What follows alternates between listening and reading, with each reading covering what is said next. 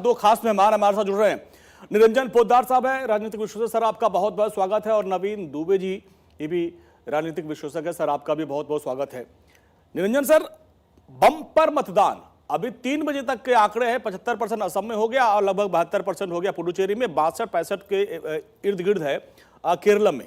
तो ये बम्पर मतदान को आप कैसे देखते हैं? हालांकि पहले हम लोग यही जानते थे कि बम्पर मतदान मतलब परिवर्तन, लेकिन पिछले कुछ सालों में ये इस पे जो है थोड़ा सा कंट्रोल हुआ, यानी अब गेस सही नहीं हो पा रहा है। अब ये जो बढ़ा हुआ मतदान है, इसको आप कैसे देखते हैं?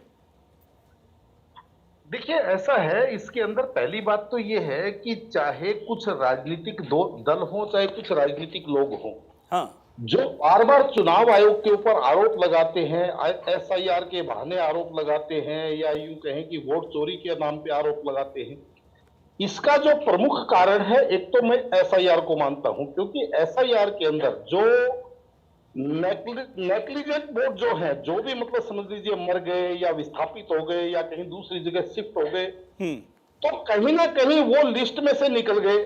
तो जब वो लिस्ट में से निकल गए और जो लिस्ट बची है, यानी कि जो मतदाता सूची है, वो कहीं ना उसके अंदर एक समझ लीजिए प्योरिटी जो आई है, तो निश्चित रूप से उस चीज का आपको बड़ा फर्क नजर आएगा। क्योंकि ये चीज आप देखेंगे, जैसे अभी अगर हम बात करें बंगाल की ही, तो बंगाल के अंदर इस बार 93 लाख वोट कट्टे हुए दिख रहे हैं। तो वो 93 लाख वोट या तो वो फर्जी वोटर थे, या फिर वो वोटर कहीं स्थापित हो गए, या वो कोई दिवंगत हो गए। तो इस तरीके से जब प्योर लिस्ट में से मतदान होगा, तो प्रतिशत आपको अपने आप बढ़ा हुआ दिखेगा, पहली बात।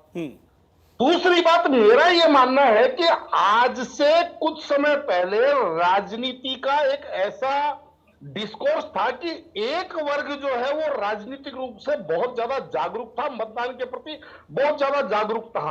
लेकिन पिछले 8-10 वर्षों से जिस तरीके से राजनीति ने एक नया डिस्कोर्स पैदा किया है, यानी कि जो एक ध्रुवीकरण जिस तरीके से बनाया गया है, चाहे वो तुष्टीकरण की बात करें, चाहे वो ध्रुवीकरण की बात करें, चाहे संतुष्टीकरण की बात करें, मैं इसमें सभी राजनीतिक दलों को शामिल कर रहा हूं। कोई इसके अंदर ध्रुवीकरण की बात करता है, तो कोई तुष्टीकरण की बात करता है।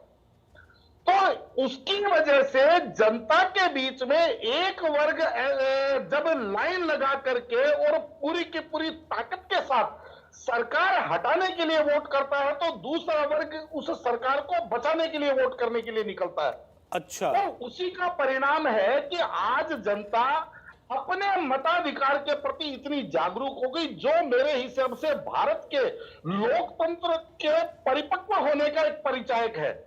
और इससे जो भी व्यक्ति लोकतांत्रिक प्रक्रिया के अंदर विश्वास रखते हैं, जो भी लोग भारत के लोकतंत्र को उज्जवल भविष्य देखते हैं, उनके लिए एक सुकून भरी खबर है कि यहां मतदाता जब अपने मताधिकार का प्रयोग और अपना मताधिकार का अधिकार और दायित्व दोनों चीज जब समझने लग जाते हैं, तो आप ये मान के चलिए उस देश का लोकतंत्र परिपक्वता की तरफ आगे बढ़ रहा है। मेरा तो ये मानना है। ठीक है नवीन सर, आपसे समझना चाहेंगे कि असम में 75% के पार अभी भी सर्वेश दिखा रहे थे, वहां पे ग्राउंड जीरो पर है, लंबी कतार लगी हुई है।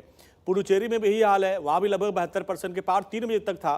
यानी अब 5 बजे जब फाइनल जब आएगा आंकड़े, तो ये तो करीब 80% को पार जाता नजर आ रहा है। हालांकि केरला में थोड़ा सा भी 62-65% के इर्द गिर्द पहुंच रहा है मामला। नहीं, देखिए, अगर आप पिछले चुनाव को देखें, 2021 का जो मतदान हुआ था, वो भी लगभग 84 पॉइंट कुछ प्रतिशत असम में हुआ था। तो इसलिए इसमें बहुत ज्यादा ताज्जुब करने वाली बात नहीं है। वहां की जनता ने, वहां के युवाओं ने, वहां की जेन जी ने चुनाव में पहले भी बहुत बढ़ चढ़ कर हिस्सा लिया था, और इस बार बहुत जोर शोर से हिस्सा लिया है। पहली चीज। दूसरी चीज ये आती है, एक बड़ी सुखद तस्वीर आज आपके प्रतिष्ठित चैनल पर मुझे देखने को मिली कि आप वोटर्स की फोटो, आप वोटर्स के वीडियो सामने दिखा रहे हैं कि हाँ, इतनी कतार लगी है। और इसी को लेके एक बयान दिया था मुख्य चुनाव आयुक्त ज्ञानेश कुमार जी ने कि साहब, हम अपने देश की माताओं बहनों की फोटो सार्वजनिक नहीं कर सकते हैं। जब उनसे पूछा गया था पिछले चुनावों को लेके रात रात के अंदर 6% और 7% वोट अगर बढ़ गया है, तो वो कतारें कहाँ थी, कहाँ है वो वीडियो फुटेज, तो वो दिखा नहीं पाए थे। उन्होंने केवल ये कह के अपना पल्ला जा। और एक और मैं चीज कहूंगा, ये पहली बार भारत के अंदर देखने को मिला है कि एक राजनीतिक दल को 2 टूक जवाब चुनाव आयोग जैसी स्वायत्त संस्थता दे रही है। कल को अब सुप्रीम कोर्ट भी देना शुरू कर देगा। तो ये क्या चल रहा है भारत के अंदर? डेमोक्रेसी नाम की कोई चिड़िया है भी कि नहीं है? जो चुनाव आयुक्त की इतनी गंभीर आप इतना मतलब आप समझिए घटिया किस्म का ट्वीट है और वो अभी तक पड़ा हुआ उनके एक्स हैंडल पर। इससे ज्यादा शर्मनाक स्थिति और क्या हो सकती है? किस तरीके से लोकतांत्रिक संवैधानिक संस्थाएं बंधक बना ली गई हैं और इस पर हम चर्चा ही नहीं कर रहे हैं, हम बोल ही नहीं रहे। मैं तो पूछता हूं कि ज्ञानेश कुमार को आके बोलना चाहिए पब्लिक डोमेन में। आप मुख्य चुनाव आयुक्त हैं इस देश के, आपकी जिम्मेदारी बनती है आप बताएं कि आप एक राजनीतिक दल को दो टूक क्यों दे रहे हैं। सवाल तो और भी राजनीतिक दलों ने आपसे उठाए हैं। आप एक पार्टी के लिए क्या काम कर रहे हैं? आपकी पार्टी अभी एक हाल ही में एक उनकी चुनाव आयोग का पत्र जारी हुआ जिसमें भारतीय जनता पार्टी की स्टैंप लगी हुई थी। या ये ट्वीट भारतीय जनता पार्टी के आईटी सेल कर रही है कि आजकल उसका ट्विटर हैंडल हैक हो गया भाजपा के पास में, या तो ये कह दे चुनाव आयोग तो बात खत्म हो जाएगी। तीसरी एक और चीज आती है कि जिस तरीके से चुनाव आयोग की भूमिका विगत कुछ वर्षों में रही है, हमने शायर मिर्जा गालिब का अवतार देखे थे, राजीव कुमार नाम के चुनाव आयुक्त हुआ करते थे, मुख्य चुनाव आयुक्त हुआ करते थे। वो अब जब से रिटायर हुए हैं पता नहीं चल रहा वो भारत भूमि में निवास करते हैं कि विदेश में भी सेटल हो गए हैं, दृश्य से बिल्कुल गायब हो गए हैं। भारत के एक बड़े संवैधानिक पद पर बैठे हुए उच्च व्यक्ति की क्या इतनी सी मर्यादा होती है? आप सेवानिवृत्त हुए हैं, आप देश के अंदर बड़े पद से रिटायर हुए हैं, आप कम से कम सामने रहते। हमने और भी मोहम्मद अमीन साहब को देखा और भी लोगों को देखा है, तमाम चुनाव इस देश से रिटायर हुए और उसके बाद देश में रहे। टीएन शेषन ने तो चुनाव सुधार में बहुत बड़ा काम किया था। बड़ी मैं कहूंगा कि पहचान अगर चुनाव आयोग को कभी मिली तो टीएन शेषन के कालखंड में मिली है। उससे पहले तो जनता भी नहीं जानती थी कि चुनाव आयोग नाम की भी कोई चीज होती है हमारे भारत में। तो ये एक अच्छी चीज थी, लेकिन उसकी मर्यादा को आपको जिस तरीके से आप खंडित करने का काम, आप अस्थायी नहीं है, आपका भी कालखंड खत्म होगा, कोई और बैठेगा आके, लेकिन इस कालखंड को कैसे याद किया जाएगा?